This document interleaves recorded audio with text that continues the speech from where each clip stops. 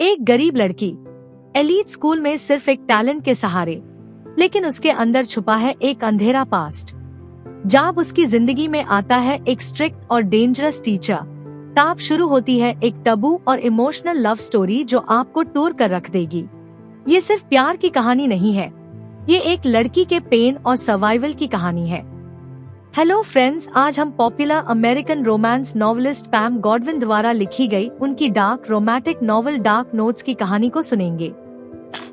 कहानी की शुरुआत आइवरी वेस्टब्रुक से होती है, जो अब 17 साल की एक प्रतिभाशाली पियानिस्ट है। पार एक बहुत हाई पेचेड़ी और काले काल वाले जिंदगी से आती है। कभी कभी किसी की जिंदगी में दर्द इतना गहरा होता है कि शब्दों में बयां करना मुश्किल हो जाता है। आइवरी जब सिर्फ 9 साल की थी तभी एक दर्दनाक एक्सीडेंट में उसके पिता की अचानक से मृत्यु हो जाती है। एक ऐसा इंसान जो आइवरी की जिंदगी की रोशनी था, जिसके मौत के बाद आइवरी के जिंदगी में सब कुछ अंधेरा हो गया। आइवरी की माँ हमेशा से ही एक नशेड़ी थी, जो जिंदगी में पैसे, शराब और अपने निजी स्वार्थ के लिए जीती थी। आइवरी के पिता ही थी जिन्होंने आइवरी को उसके बचपन के कुछ आचे पाल के साथ साथ प्यार और स्नेह भी दिया था। पार पिता के मौत के साथ ही साथ आइवरी के जिंदगी से मनो उसकी सभी खुशियां भी छिन गई थी। आइवरी के पिता के मौत के बाद से आइवरी की माँ और ज्यादा बिगड़ जाती है। उसके माँ हाथ से ज्यादा नशा करने लगती है और उसकी माँ का वर्तव आइवरी के प्रति और भी ज्यादा घातक हो जाता है। एक ही पाल में आइवरी के खुद के ही घर का हर कोना उसके लिए गैर महफूज हो जाता है। अपनी निजी स्वार्थ और ख्वाहिशों के लालच के ताले दबी आइवरी की माँ आइवरी के मासूम उम्र से ही आइवरी का शारीरिक शोषण शुरू कर देती है। ना तो उससे अपनी बच्ची की भावनाओं और एहसासों की फिक्र थी, नहीं उसके खाने पीने की। आइवरी के साथ प्रेम और स्नेह का रिश्ता तो दूर, उसकी माँ ने उसकी हिफाजत तक करना जरूरी नहीं समझा। पैसे कमाने के हौद में छोटी से आइवरी को उसके बचपन से ही खुद की माँ के हाथों दरिंदे मार्दों के आगे उसका शारीरिक शोषण होने छोड़ दिया जाता था। ये सब सिर्फ यही नहीं रुका, आइवरी की खुद की माँ ने भी खुद एक औरत होने के बावजूद भी अपनी बच्ची का शारीरिक शोषण करना आरंभ कर दिया था। उसकी माँ ने उससे सिर्फ एक बोझ समझना शुरू कर दिया और आइवरी का बचपन उससे छीन लिया। 15 साल के उम्र से ही शारीरिक रूप से आइवरी के शरीर का इस्तेमाल होने लगा। आइवरी ये सब सिर्फ चुपचाप सहने लगी, क्योंकि उसके लिए जिंदा रहना जरूरी था। आइवरी के शरीर के हर एक पुराने जख्म और चोट की निशानियां उसके दर्दनाक कल की सच्चाई और उसके साथ हुई दरिंदगी को बयां करती थी। आइवरी के जिंदगी का जज्बाती सदामा इतना गहरा था कि आइवरी के अंदर विश्वास, हिफाजत और खुद के कादर की कोई बुनियादी एहसास ही नहीं दी। इसी दर्द में भी आइवरी ने हार नहीं मानी। उसने अपने दर्द को अपनी ताकत बनाया। आइवरी ने पियानो के जरिए अपने दर्द को दर्शाना और छुपाना दोनों सीख लिया था। म्यूजिक और पियानो ही वो जरिए बाने जो आइवरी का सहारा और उसके जीने की वजह बन गया। आइवरी का संगीत उसके छुपे दर्द और उसकी आप बीती बताता था, और यही म्यूजिक उसके जिंदगी का जरिया बना, जिसने उससे अमीरों के म्यूजिक एकेडमी यानी लियोपोल्ड एकेडमी में दाखिला दिला दिया। अपने काबिलियत के दम पर स्कॉलरशिप हासिल करके आइवरी लियोपोल्ड एकेडमी का हिस्सा तो बन चुकी थी, पर यहाँ उसके जीवन के नए संघर्ष की शुरुआत होती है। एकेडमी के बच्चे आइवरी को हार पाल जांच करते हैं, उसका मजाक उड़ाते हैं और कुछ अमीर स्टूडेंट्स उसके साथ गुंडागर्दी तक करते हैं। लियोपोल्ड एकेडमी का म्यूजिक हॉल एक जगह जहाँ हर म्यूजिकल नोट के साथ एक नई कहानी बनती है। वहीं एक दिन आइवरी वेस्टब्रुक की जिंदगी में एक नया नाम आया, मिस्टर एमेरिक मासो। 32 साल का लंबा अताम विश्वासी आदमी, जिसके आंखों में एक ऐसा अंधेरा था जिसे समझना शायद मुश्किल था।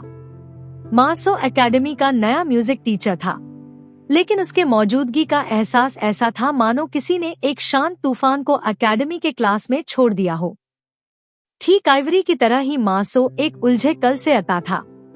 मासो एक मिलिट्री बैकग्राउंड का हिस्सा था। मासो के पिता हद से ज्यादा अनुशासन का पालन करने वाले और एहसासों को कभी भी जाहिर नहीं करने वाले मनुष्य थे। बचपन से ही मासो पर निष्कलंक होने का दबाव था। अनुशासन, नियंत्रण, मौन रहना और समर्पण उसके जिंदगी के कुछ अहम पहलू था। मार्सो ने बस ये सीखा था कि भावनाओं को जाहिर करना कमजोरों की निशानी है और इसी कारण से उससे ना तो किसी के आगे रोने ना अपने एहसासों को बयां करने की इजाजत थी। मार्सो के पिता ने कभी भी मार्सो को अपने आगे बोलने का मौका नहीं दिया, जिस वजह से मार्सो के अंदर भी एक आग जल चुकी थी और मार्सो भी किसी को अपने आगे बोलने का मौका नहीं देता था। क्योंकि मार्सो ने अपने जीवन का काफी वक्त मिलिट्री में और युद्ध वाले वातावरणों में बिताया, वो एहसासों को छुपाने वाला एक चुप और गंभीर व्यक्ति में बदल चुका था। फिर मार्सो के जीवन में प्यार ने दस्तक दी।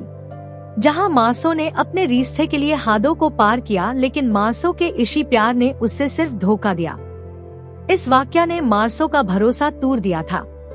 तब से मार्सो ने फैसला किया, एहसासों को वक्त देना फिजूल है। वो आप नियंत्रण से ऊपर किसी एहसास को नहीं रखेगा, फीलिंग्स में इन्वेस्ट नहीं करेगा, सिर्फ कंट्रोल रखेगा। लेकिन जब आइवरी ने उससे पहली बार देखा, मार्सो की आंखों में एक अजीब सी जलन थी, एक अधिकार। आइवरी को घूर की देखने वाली आंखें और आइवरी का दिल एक पल के लिए रुक गया था।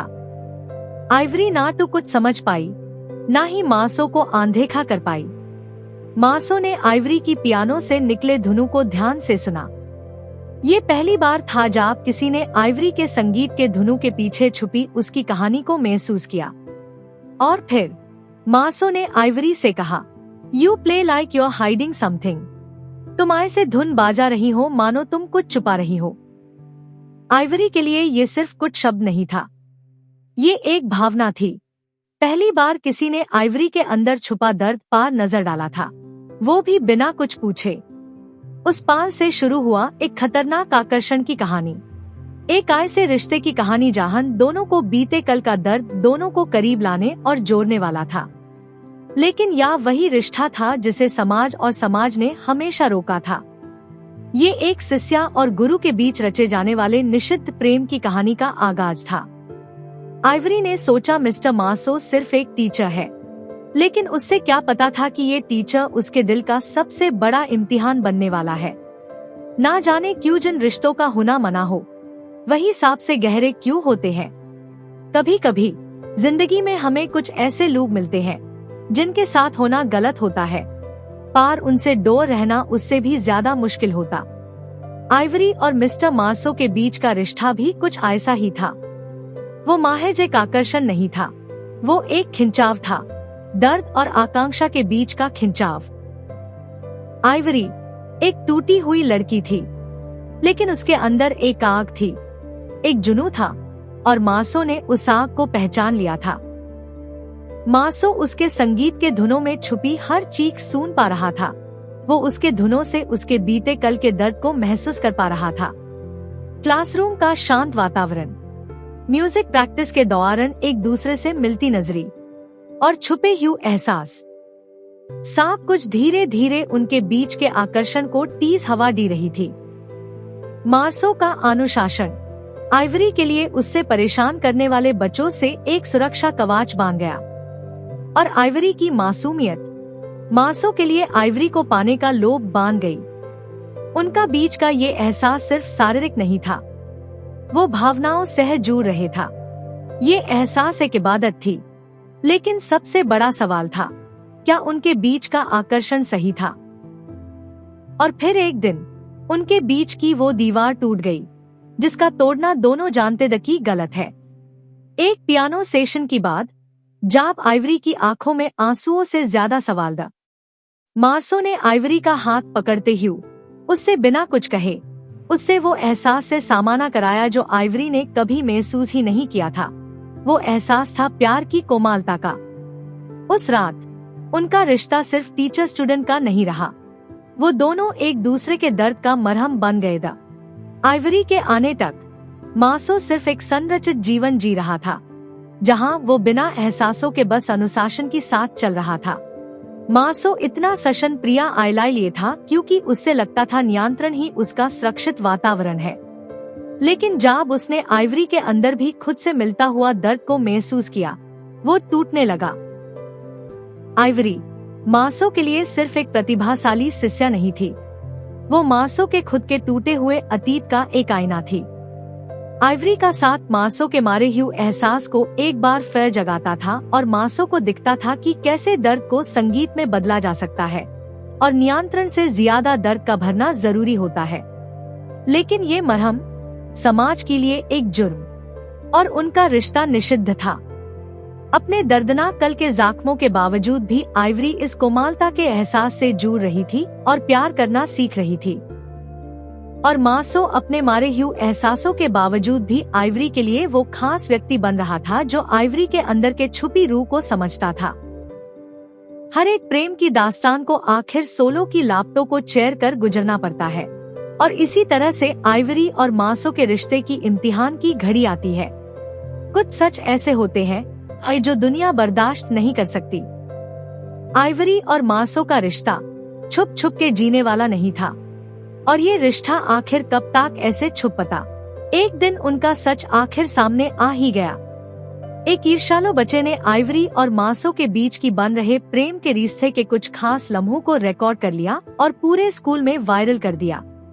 आइवरी पे याव दुराचार का इल्जाम लगा, जैसे वो एक पीड़ित नहीं बल्कि एक मुजरिम हो। आइवरी का चरित्र, उसकी प्रतिभा सब एक पाल में दागदार हो गया। स्कूल ने बिना जांच किए आइवरी को सस्पेंशन नोटिस दे दिया। समाज, मीडिया, पेरेंट्स और अथॉरिटीज सब आइवरी के खिलाफ खड़े हो गए। आइवरी के बीते जिंदगी का सच, उसका खानदान सब आइवरी के खिलाफ इस्तेमाल किया जाने लगा। लेकिन मासो चुप नहीं बैठा। मासो ने अपने ऑड, अपना करियर, अपना नाम, सब कुछ आइवरी की खोई हुई इज्जत बचाने दांव पार लगा दिया। मासो ने एकेडमी के लोग और समझ के सामने आके बताया कैसे आइवरी एक काले काल का शिकार है। आइवरी और उसके बीच का रिश्ता शायद समाज और दुनिया के नजर में निषेध था, लेकिन ये कोई जबरदस्ती या चालवा नहीं बल्कि उन दोनों के बीच का प्यार था। मीडिया, कोर्ट और बहुत सारे नाइस खमों के बाद आइवरी के काले जीवन का सच आखिर साफ के सामने आ ही जाता है। समाज ये जान जाता है कैसे आइवरी की मां ने अपनी ही बेटी का बचपन छीनकर पैसों के लिए सालों तक आइवरी का शारीरिक शोषण किया। वक्त लगा, लेकिन दुनिया ने समझा और आइवरी को माफी मिली। ग्रेजुएशन के स्टेज पे जब आइवरी ने अपना फाइनल पियानो के धुन बजाई, सब कुछ बादल चुका था। वो परफॉर्मेंस उसका जवाब था दुनिया को, उसके काले कल को और खुद आइवरी को। आइवरी के संगीत में आप दर्द नहीं बल्कि ताकत थी। मासो आप खुलेआम, कानूनी तौर पर और गर्व से आइवरी के साथ था। उन दोनों ने अपनी कहानी एक दर्द से शुरू की थी, लेकिन उनका अंत उनके दर्द का मरहम बना। डार्क नोट सिर्फ एक रोमांटिक नॉवल नहीं है, ये उन दर्द भरे रागों की कहानी है जहाँ एक लड़की ने पियानो के जरिए अपना सब कुछ जीत लिया और एक आदमी ने प्यार के लिए अपना सब कुछ हार दिया, पार खुद को पा लिया। तो फ्रेंड्स, कैसी लगी आपको ये दर्द और एहसासों से भरी कहानी? कमेंट करके जरूर बताइएगा। ऐसे ही इंटरेस्टिंग कहानियाँ सुनने के लिए मेरे चैनल को लाइक, शेयर और सब्सक्राइब करें।